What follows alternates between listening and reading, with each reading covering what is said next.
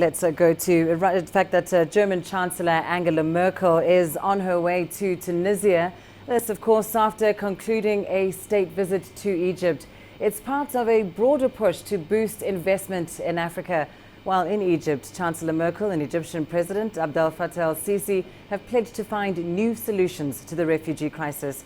Germany wants to help Egypt strengthen its coast guard and crack down on illegal trafficking across the Mediterranean. Thousands of migrants die at sea every year trying to make the journey from Africa into Europe. The two leaders have also discussed the fight against terrorism and bringing peace to Libya. We have a mutual interest in resolving the refugee crisis. We have spoken about cooperation on immigration policy. Above all, it's about improving technical infrastructure in Egypt's seaside borders.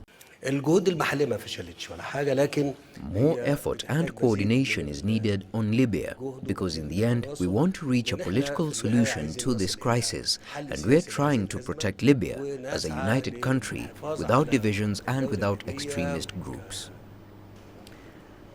Well, while in Cairo, Angela Merkel has also met with Islamic and Christian leaders, among them Egypt's Grand Imam, Sheikh Ahmed Al-Tayeb. He's considered Sunni Islam's top theologian. Merkel also met Coptic Pope Tawadros II, the leader of Egypt's estimated 8 million Christians. During that meeting, the German leader laid flowers at a mural to pay tribute to Coptic Christians killed in church attacks. Well, let's discuss the German Chancellor's North Africa trip further. We're joined now by CGTN's Guy Henderson in Berlin.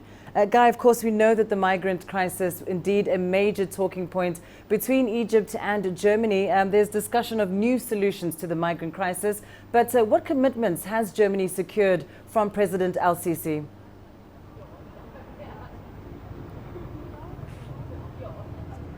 Well, good question. Egypt, of course, not the only country around Europe's periphery, driving a pretty hard bargain at the moment. It is a country that knows that Europe needs to have a level of cooperation with these countries in order to sort out some of its most urgent security and humanitarian issues.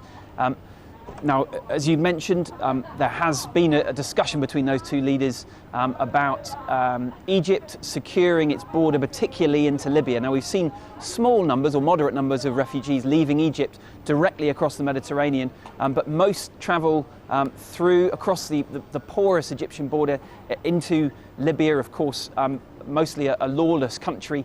And therefore, the policing that happens on the actual shores of the Mediterranean in Libya are limited. So that's one thing that Germany is very urgently asking the Egyptian authorities for more assistance with. The other thing that the Chancellor managed to gain, at least what much of the German media here is reporting as a quite vague commitment, it comes down to civil liberties. There has been concern in European capitals about coordination with the Egyptian authorities at a time when there had been quite a significant crackdown on civil liberty organisations, and it does seem as though there has been a commitment from the Egyptians to allow at least German NGOs the right to begin some of their operations more freely again. And of course, Guy, the migration issue indeed a little sensitive when it comes to Tunisia and Germany, and that's after it was found that a Tunisian immigrant was responsible for the Berlin Christmas market attack, which left 12 people dead. What kind of migration deal then do you think Germany might be looking to strike with Tunisia?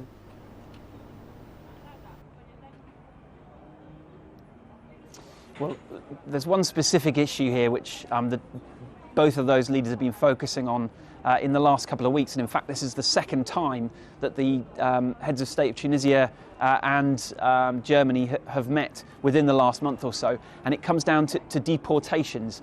Last year, just 116 failed Tunisian asylum seekers were actually sent back home, and that left thousands of them still in the country. One of those that was not sent back, of course, was Anis Amri, this Tunisian national, a failed asylum seeker who carried out that Berlin Christmas market attack. So there's a real focus between Tunisia and Germany, as well as Germany's relationship with other countries across North Africa, to speed up that deportation process. In the case of Anis Amri and other cases of people who weren't removed, who perhaps should have been on their way out of this country. It seems to come down to a lot of them arriving without the relevant documents. German authorities then ask the Tunisians to verify their identity. The Tunisians then can get back and say, well, we need the identity documents to be able to verify the identity. So a sort of vicious circle, if you like, which the authorities between those two countries and other North African countries are trying to iron out and see a way forward. And Guy, of course, it is also an election year for Angela Merkel. Her migration policies have faced a lot of criticism. Do you think she might be able to use this visit to North Africa to try and remedy some of that damage and bolster support back home?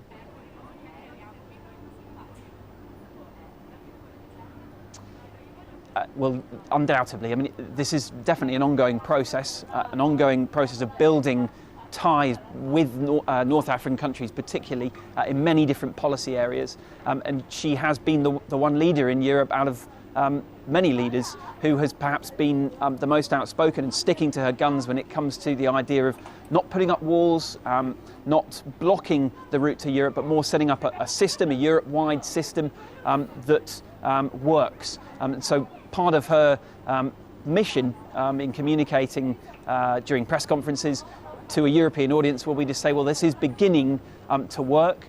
Numbers across the Mediterranean have come down. She'd be keen to play up that there is progress in terms of things like this deportation deal with Tunisia. But domestically, she does face a tricky balance now. Of course, there has been this growing influence of a right-wing party, Alternative for Germany, to try and bring back those voters. She has been under pressure to look tougher than perhaps previously when it comes to her asylum policies. But now you have the Social Democrats on the left as well, and who are putting pressure on the Christian Democrats as well from the left, and that squeezes her Christian Democratic Party and leaves her with a tricky balancing act to play, I think. Indeed, well, I think certainly something to watch out for. Thanks very much, Guy Henderson, joining us live there from Berlin.